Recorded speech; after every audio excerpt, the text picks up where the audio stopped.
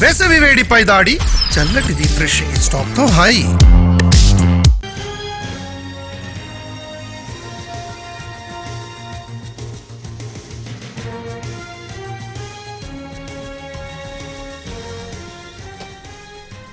Hyderabad bomb పేలుళ్ల కుట్రకు సంబంధించి NIA విచారణ వేగవంతం చేసింది. కేసులో పట్టుబడ్డ సిరాజ్ స్వస్థలం విజయనగరంలో రెండో రోజు విచారణ కొనసాగిస్తోంది.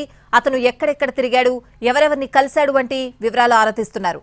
ఇప్పటికే దాడుల కుట్రకు సంబంధించి కీలక సమాచారం రాబట్టారు. దర్యాప్తు అధికారులు 4 టార్గెట్లు పెట్టుకున్నట్లు విచారణలో పోలీసులకు చెప్పాడు సిరాజ్. భారత్ ను ఇస్లామిక్ దేశంగా మార్చాలన్నది అతని మొదటి లక్ష్యం. యువతను మతోన్మాదులుగా మార్చాలన్నది రెండో టార్గెట్. ప్రాణత్యాగానికైనా సిద్ధపడేలా చేసి వాళ్లను మానవ బాంబులుగా ఉపయోగించుకోవాలి అన్నది మూడో లక్ష్యం. తమ ఉనికిని చాటుకునేందుకు జనసాంద్రత ఎక్కువగా ఉన్న ప్రాంతాల్లో భారీ పేలుళ్లకు కుట్ర పన్నాడు సిరాజ్.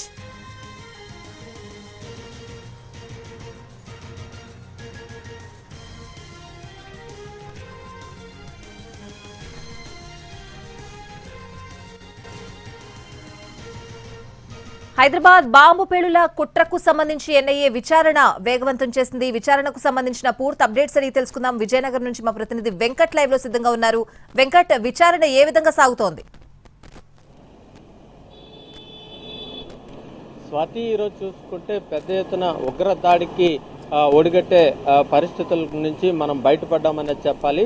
ఏదైతే కౌంటర్ ఇంటెలిజెన్సీ చాలా చాకచక్యంగా చాలా నిఘా వ్యవస్థను పెంచి పూర్తి స్థాయిలో ఈ పేలుళ్లను ఈ యొక్క పెద్ద ఉగ్రదాడి నుంచి తప్పించిందనే చెప్పొచ్చు. ఎందుకంటే విజయనగరంలో సిరాజ్ అనే ప్రధాన ఉగ్ర భావజాలాలు కలిగిన వ్యక్తిని అరెస్ట్ చేయటం, ప్రాథమికంగానే వాడిని పూర్తి స్థాయిలో అదుపు చేసి ఇవన్నీ కూడా చేయడం జరిగింది. ప్రధానంగా సిరాజ్ను చూసుకున్నట్లయితే సిరాజ్ బీటెక్ లో మెకానికల్ ఇంజనీర్ పూర్తి చేసిన అనంతరం ఒక విజయనగరం సమీపంలో కొత్తవలస దగ్గర ఒక స్టీల్ ఇండస్ట్రీలో ఉద్యోగం ముందు జాయిన్ అయ్యాడు. తర్వాత ఇవన్నీ కూడా మానేసి హైదరాబాద్ లో ఏదైతే ఒక గ్రూప్స్ ప్రిపేర్ అవడానికి, అలాగే ఎస్ఐ సెలక్షన్స్ కోసం ప్రిపేర్ అవడానికి అక్కడికి వెళ్లడం జరిగింది. అక్కడ ఏదైతే ఎస్ఐ సెలక్షన్స్ లో 2 సార్లు విఫలమయ్యాడు. దీంతో విరక్తి చెందిన సిరాజు అక్కడ స్థానికంగా హైదరాబాద్ లో ఉన్న ఒక కాల్ సెంటర్ లో, అంటే ఒక ప్రధానమైన మెడికల్ కి సంబంధించే కాల్ సెంటర్ లో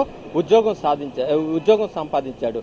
అప్పుడే ఏదైతే హైదరాబాద్ లో ఉన్న సమీర్ తో పరిచయం అయింది. సమీర్ తో పరిచయం అయినాక జిహాదీ గురించి ఏవైతే ఉన్నాయో వాటి యొక్క పూర్తి స్థాయిలో ఆ వెబ్సైట్లను సెర్చ్ చేయటం, దాని నుంచి పెద్ద ఇన్ఫర్మేషన్ క్యాచ్ చేయడం, ఇవన్నీ కూడా వాళ్ళు అక్కడే జిహాద్ గురించి ఎక్కువగా క్షుణ్ణంగా వాళ్ళు చర్చించుకోవడం జరిగింది. ఆ టైంలోనే సిరాజ్ పరిచయం. సిరాజ్ నుంచి వరంగల్లో కొంతమంది ఏదైతే మత పెద్దలు ఉన్నారో వాళ్ళందరితో పరిచయాలు ఏర్పడి ఇది యొక్క మనం ఏ విధంగా అణిచివేతకు గురవుతున్నామో అన్న దానిపైన పూర్తి స్థాయిలో వాడు ఇదంతటిని కూడా అవగతం చేసుకుని పూర్తిగా ఈయన మతోన్మాదిగా మారిపోయాడు. కంప్లీట్ గా ఇది ఏదైతే ప్రధానంగా ముస్లిమేతరులు ముస్లిం మహిళలను ప్రేమించి మోసం చేస్తున్నారు, ఎట్లాంటి అంశాలతో మనం చాలా ఇబ్బందులు ఎదురవుతున్నాయి అనేసి ఈ సిరాజ్ అనేది బాగా ఆయనలో నాటుకుపోయింది.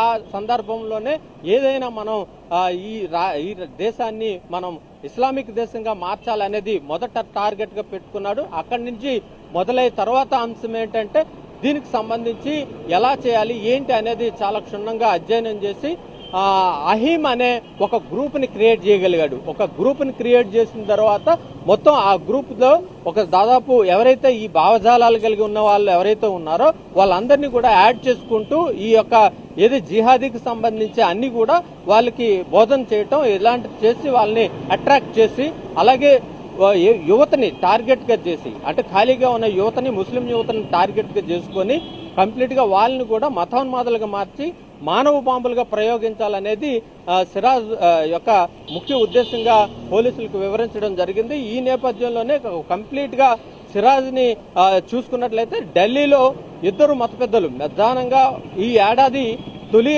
నెలలోనే, జనవరి నెలలోనే ఒక 2ని ఢిల్లీలో ఉన్న ముఖ్య నేతలను కలవటానికి, ముఖ్య మత పెద్దలను కలవటానికి కూడా వెళ్లారు. అయితే ఆ సందర్భంలోనే మళ్ళీ కలవకపోవడం, తిరిగి రావడం ఇవన్నీ కూడా జరిగింది.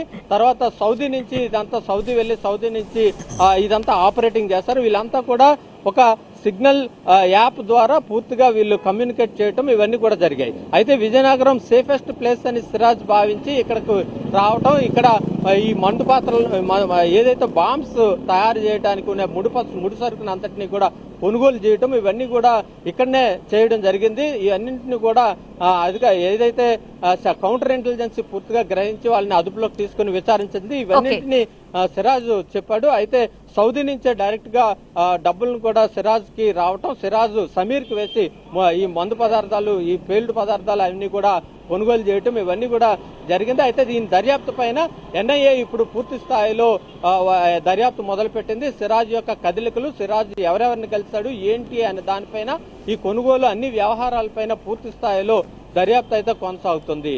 స్వాతి. Right Venkat, thank